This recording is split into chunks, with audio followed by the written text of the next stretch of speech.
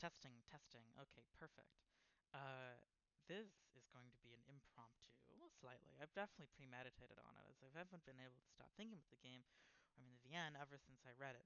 This is an impromptu, very sincere review and some of my general thoughts on Malcatras Maiden. And here's my desktop. Here's a picture of Chandra from one of Nadia Nova's other games that I liked and played. I actually haven't finished it yet. I really need to. I said I'd only do it when my friend comes over, and I have yet to do that again. Anyways, uh, Malcatras Main is actually before I start. I just wanted to say I also wanted to start recording more videos that are just me talking off the hook because I want to get more recordings of my voice to see how I sound through other vices such as my microphone because I'm voice training and trying to sound more like a woman. Well, more specifically who I want to be. Anyways, Alcatraz Maiden is a visual novel, which I love those. Big fan of, or I'm beginning to love them. I haven't really read that many until recently, due to my friend recommending me them nonstop, especially Higurashi, which is also the other tab on my screen. I'm reading that later, though.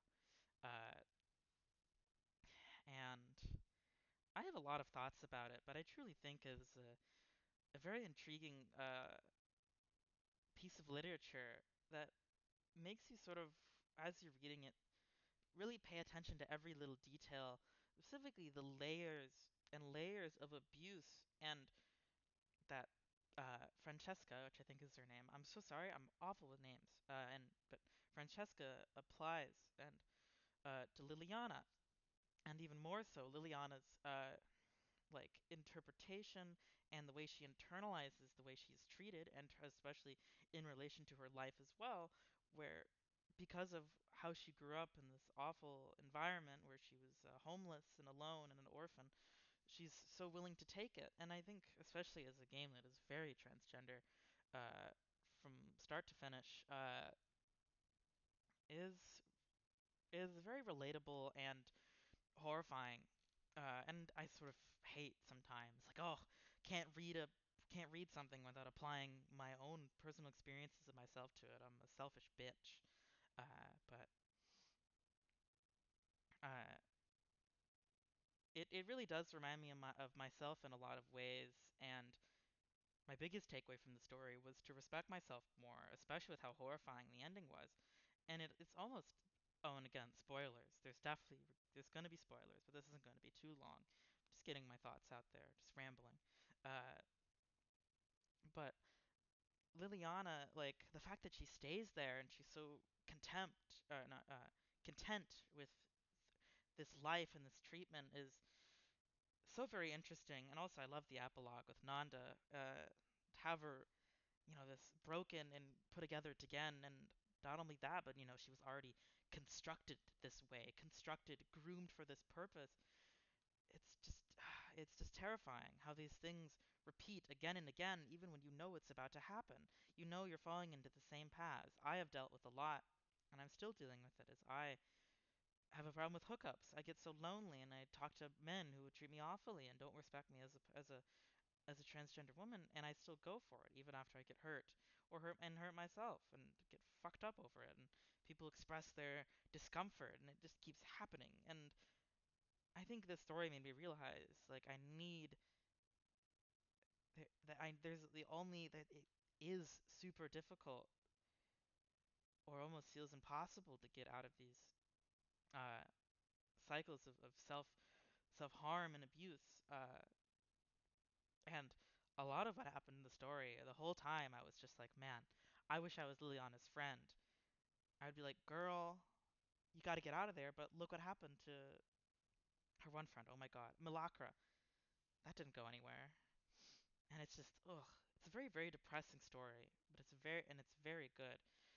The abuse is so deliberate. There's so many little aspects of it. From the very beginning, I thought the whole thing with the spanking, I immediately knew I was going to build up into, where those little details that were very specifically implemented from Francesca, then we like weed their way around Liliana's mind and sort of eventually, you know, as she's further groomed by Liliana, bloom into something that in her unconscious mind, a foot fetish specifically, because of the way she was treated.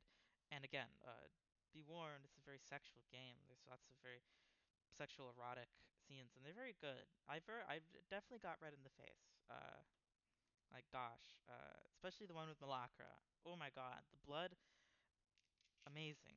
The writing again is very good. Something I want to compliment specifically is getting into reading a lot more has been sort of a recent development for me, and I have sometimes my memory can be incredibly poor, especially when it comes to certain words or words I've never heard before, and names, which is why I'm having trouble remembering some of the names, but I've kept them and I've remembered them quite well. But some of the word use was very, very excellent when I looked them up, and it shows a level of care that I could already tell was there, but just, further accentuates how specific and deliberate every element of the story is. And I absolutely love it. It's a very, very lovely and very well put together story. Uh,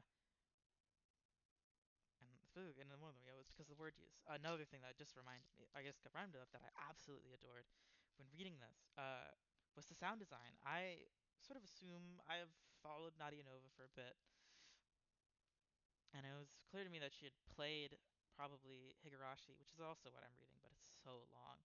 Uh, but that sort of visual novel with a lot of auditory elements was used so excellently here to really capture in the moment the specific the sounds of the doors opening and the characters walking, and so it felt like sometimes some of the characters would have very different footsteps, and also the sounds of hands on a body, specifically feet, was absolutely excellent and very much immersed me into the story.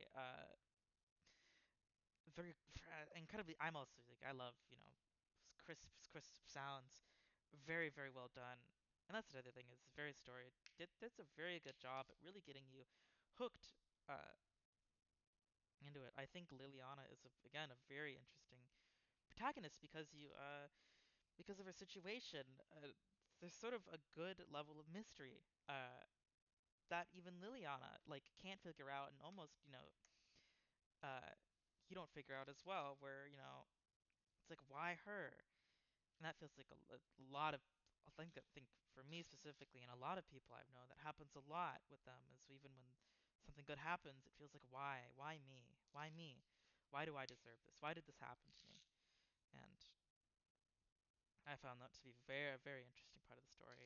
I'm gonna try to write this up because I realize I'm rambling and I might repeat myself from earlier on, and I'm very sorry for that.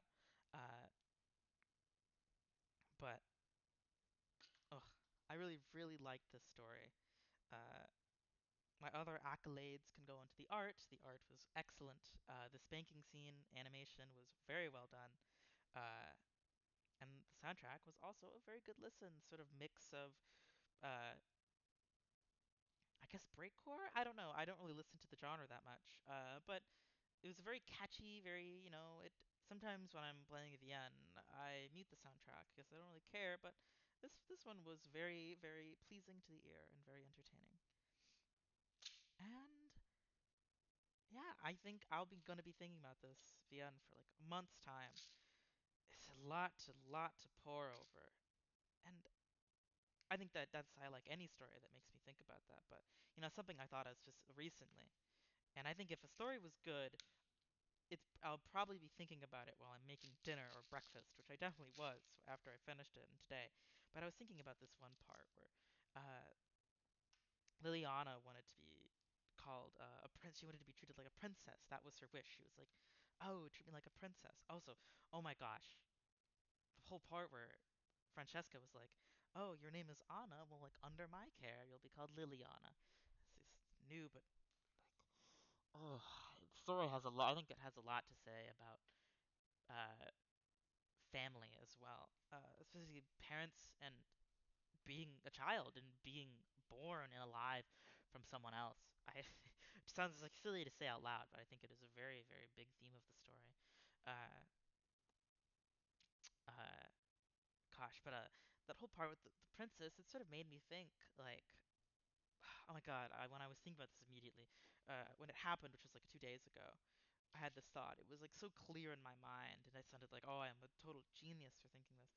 Uh, but it's this sort of term that that's its importance. The importance of a princess is uh, sort of relies on something else, a king, a royal family, uh, and I thought that was a very interesting and good detail, especially considering Liliana very reliant on Francesca and many other people, very for self-love and guidance. And I don't know, I thought that was interesting, an interesting thought. I probably worded it awfully. I'm a total klutz. And but yeah, ending the recording.